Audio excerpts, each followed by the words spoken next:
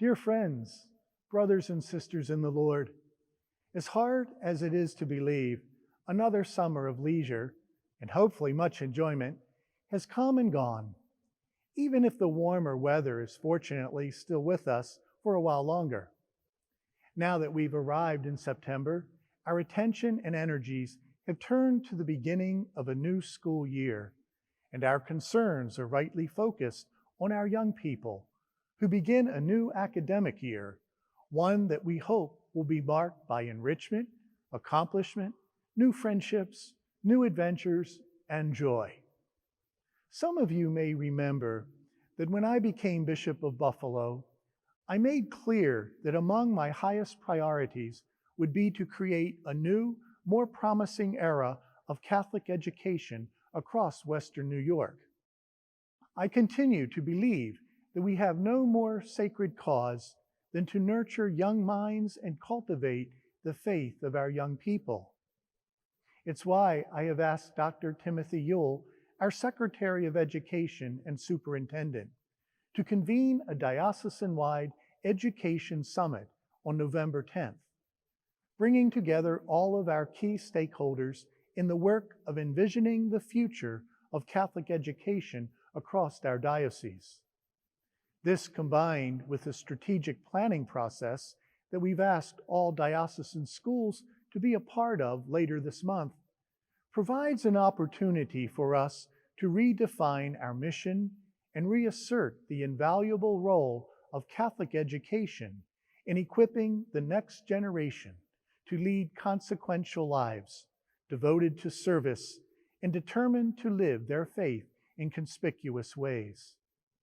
I should also note that Dr. Yule has announced a program enabling our young people to enjoy even more options to participate in extracurricular sporting activities as a way of strengthening their connection to their schools, supporting the formation of friendships, as well as allowing them to demonstrate personal and team accomplishment. Without question, we have steep challenges, not least of which is the task of competing with secular forces that entice our youth to measure their worth mainly according to the number of likes and comments on social media and the attainment of material riches. And yet, my encounters with so many of our young people during my travels across the diocese reveal a burning desire for greater meaning and an unmistakable ambition to lead meaningful lives. Time and again, the youth that I've met have made clear that they seek direction and deeper answers to the complex questions that they have, as well as assurance that their hard work and constant effort will lead to their ability to make a difference and accomplish something of value, and yes, bring about good. Because we ask much of them, we have an obligation to walk with them, support them in every way, lead them by our own example, and indeed assure them constantly that they matter, their voices and views matter, and we cherish them. There's no higher calling or vocation than to be an educator, one who invests their talents and gifts for the benefit of others, those just beginning their journey of life and helping them navigate the complexities that they inevitably face. And so I pledge my abiding support and offer my personal blessing to our teachers, principals, administrators, and volunteers in gratitude for your devotion. Many of you are also parents yourselves with pressing family concerns and demands of your own.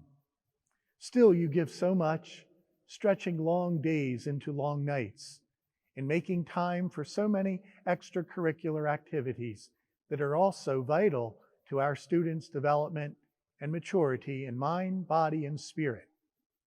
Please never for a moment think that we take for granted all that you do and accomplish.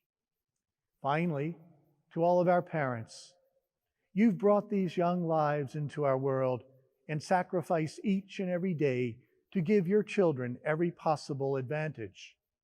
You have high hopes and great expectations, as you should. But you should also know that you are not alone and that our parish communities, teachers, priests, and lay leaders walk with you and are equally concerned for the well-being of your children. This communal commitment is what I believe defines a healthy and caring faith community. Pope Francis, in speaking to a large gathering of young people last year at the Vatican, encouraged them with this: "You have been entrusted with an exciting but also challenging task: to stand tall while everything around us seems to be collapsing, to be sentinels prepared to see the light in night visions, to be builders amid the many ruins of today's world, to be capable of dreaming."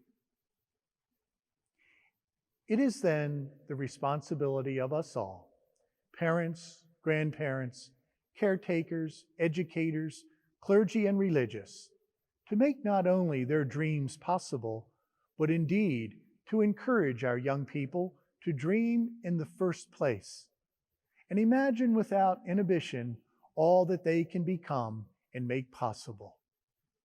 Let us together now enter this new season of learning and adventure with joy and enthusiasm, moving beyond the difficult period that COVID required should embolden us to regain any ground that may have been lost and to make the most of every moment to celebrate our young people and the tremendous promise they represent.